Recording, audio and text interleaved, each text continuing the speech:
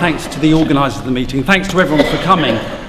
It's good to see so many people here, and I think it's testimony, first of all, to the anger, the depth of the anger that people feel about what's happening, but also the seriousness of the situation that we face. Because what strikes you time and time again at the moment is the depth and the scope of the economic crisis that is unrolling, not just in Britain, not just in Europe, but around the world. It seems as if every attempt by the establishment to buy time or to try and buy a little bit of space to deal with the situation actually intensifies the crisis that they've got. We saw the way that the government bailout of the banks actually led, rather than to any real solution, to a national state financial crisis. We're seeing now how the national state financial crisis in Greece is actually threatening the whole of the Eurozone and actually leading almost certainly now, I think, to a default, which I think will have really catastrophic consequences, certainly in the European economy, not least likely to bounce back and create a huge banking crisis of the main banks throughout Europe. There's a kind of myth that, Lehman Brothers was a especially bad bank, but actually if you look at the kind of ratios of capital to lending in all the major banks right across the European system and beyond, they are very similar to the kind of problems that Lehman's faced before 2008. So I think that the events that are now taking place in Greece are likely to roll out and actually intensify the crisis for all of us. And this is the ongoing situation that we find. And the fact, actually, that the economic crisis is even creating problems for the US and for the Western military machines and their attempt to fight their wars and to dominate regions of the globe, as evidenced by President Obama's speech yesterday, I think is another testimony to the way in which the economic crisis is affecting every aspect of society.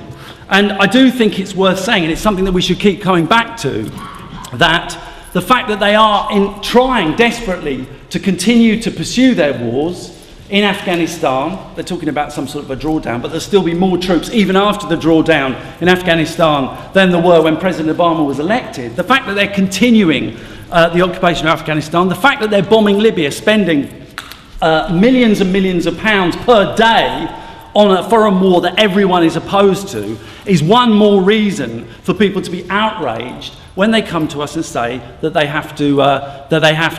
we have to accept cutbacks to our essential public services. And it's for these reasons, really. It's because of the scale of the crisis and the way in which it is affecting every aspect of our lives that a number of activists and trade unionists and campaigners called together and organised the Coalition of Resistance at a big conference at the end of last year.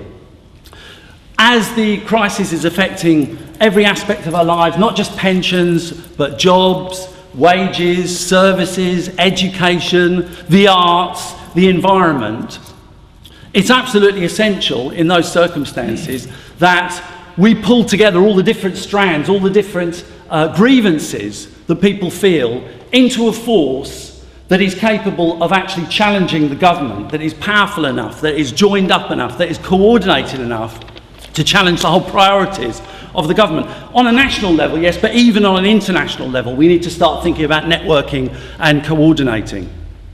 And so the Coalition of Resistance is doing a whole number of things in the next few months. I'll come on to June the 30th, but we have, on July the 9th, in 2 weeks' time, just over 2 weeks' time, a national conference where we aim to bring together delegates from every single one of the anti-cuts groups right across the country, people from all the different campaigns, over the NHS, over education, over the pensions, and from the trade unionists, to pull together a conference that can seriously discuss coordinating such a national strategy. And therefore, one of the things that I'm doing today is to urge all of you to make sure that you come to that conference. It's on, as I say, Saturday, July the 9th, in central London at the University of London Union. You can sign up for the conference today, But it seems to me that this job of pulling together that kind of national campaign is the absolutely most urgent overall priority for the movement. As well as that, we're organising in October, the beginning of October, an international conference.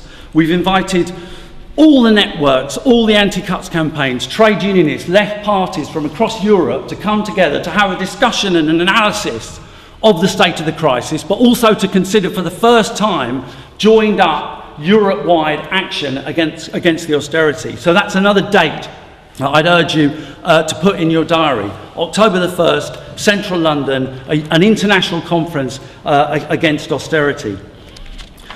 Finally, of course, the question of the very, very important events that Alex talked about next Thursday. The first major round of coordinated strike action against the austerity. And it's fantastic that it's happening, and it's very important that the unions have called this action. It's over pensions, but I think that our job as the wider movement is, first of all, to make sure that action is as effective as we possibly can make it, and to get involved in building solidarity and going down to the demonstrations and supporting the picket lines. I know UCAN are doing breakfast services to the pickets. Well, we should get on board and help them out with that. But also to make sure that people understand that this day of action is not just about pensions, it's not just about the public sector, it's an important development in the wider campaign to stop this whole project of austerity in British society. And that's why we're urging people to be active on the 30th, but also to make sure this weekend that we do everything we can to build that day and to build solidarity for that day. We're asking everyone who supports the coalition of resistance to come down, to not just go down to the picket lines, but go down to central London for the demonstration. I'm not sure if it's 11:30 or 11 o'clock. 11. It's 11 o'clock at Lincoln's Inn Fields.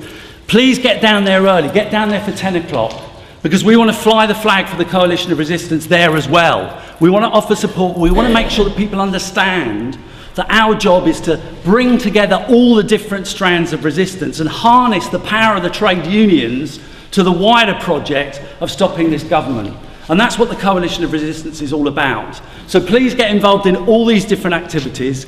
Particularly make sure that you sign up to the conference, get delegates from your local, from Hoops and all the other different campaigns, to make sure that you are at that conference and they are represented at that conference, because the job of building a national, coordinated, united campaign against these cuts has never been more important. Together we can win, but I believe we can only win together. Thank you very much.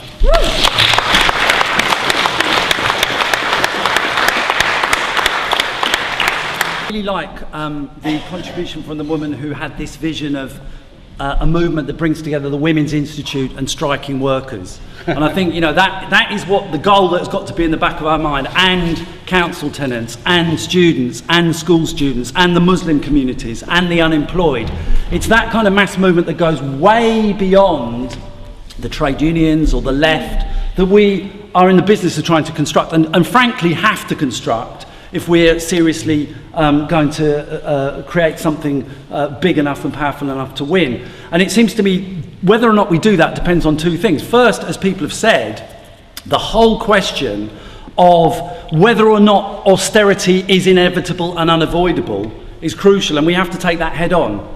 What we're talking about here is not some God-given law that the only way to deal with the economic crisis is for us to all suffer on a massive scale. In fact, as many people know, the kind of cuts that are being introduced across Europe and in Britain are likely to drag the economy further down into slump. And actually what we're talking about is a series of political decisions. What we're talking about is choices being made by the government, is priorities being set by the government.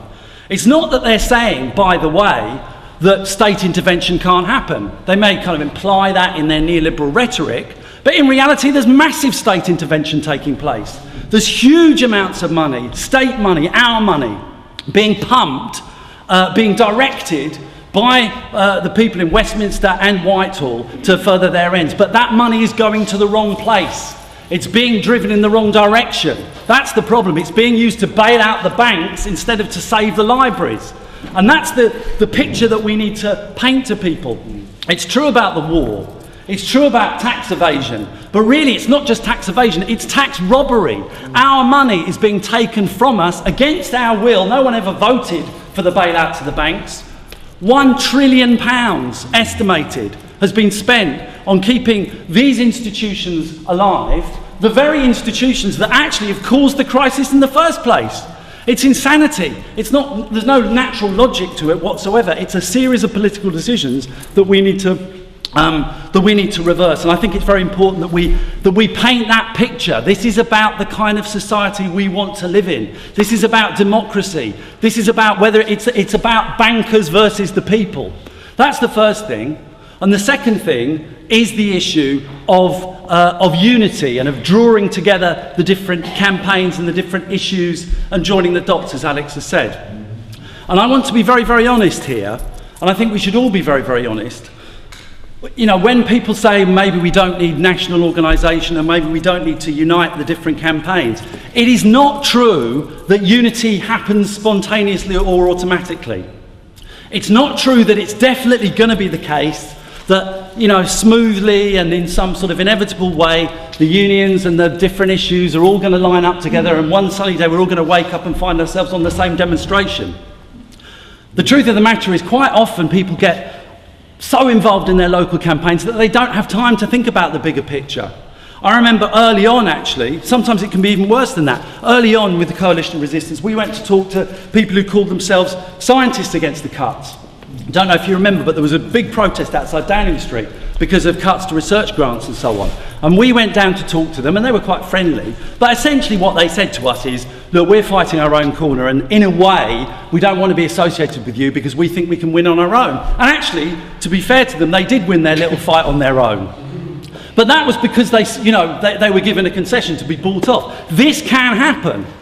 And therefore, you know, there has to be an effort to bring the different campaigns, to overcome the kind of sectional attitude that inevitably does arise in some areas and amongst some campaigns. And with the trade unions as well, I mean, it is fantastic what's happened on June the 30th, what is going to happen on June the 30th, but as Alex and others will attest, it's taken a struggle by often rank and file trade unionists or local branch secretaries like Alex to try and force the union leaderships nationally to act together. It's not something that happens spontaneously again, and actually not all the unions are going to be striking on June the 30th. The biggest unions aren't actually out yet. And therefore, you know, it was very, very good the TUC called the demonstration on the 26th of March. It was a fantastic step forward. But is there going to be another demonstration? It's not inevitable that the TUC is going to call another demonstration for all sorts of reasons. They're conservative sometimes, they can be slow, they can be sectional. Sometimes they're very, very tied to the Labour Party who don't want to rock the boat. All of these problems exist and we have to be honest about them. And therefore, you know, my plea, just because of why I'm speaking today, is to say to people, we need to work out how we combine the local and the global. To really work through in a conscious way how we overcome divisions, how we knit the different campaigns together. And that will be a conscious process that actually has to be organised. That's the truth. I want there, as well as the strikes on June the 30th, and hopefully more strikes in the autumn, I want there to be another national demonstration, which can be bigger than the last demonstration and can give people a feeling that the movement is going forward. But I tell you what, my guess is, and I hope I'm wrong, my guess is the TUC aren't going to call that demonstration. And therefore, who is? And it seems to me that the only body that can call another national demonstration, or the only bodies, are the national anti-cuts campaigns. They're that we're going to be the people who actually, and hopefully if we call something, the TUC will then come on board. But we can't think that this is going to happen inevitably, and what we do really, really matters. So for all those reasons, I would say, you know, we have to up the fight locally, we have to draw in more people, we have to do all the things people say about being open, being accessible, finding new networks, involving people who've never been involved in anything before. But in a way, in order to do that locally, we also need to have the national project going on at the same time. So fight locally, act locally, think and organise globally. Thanks very much.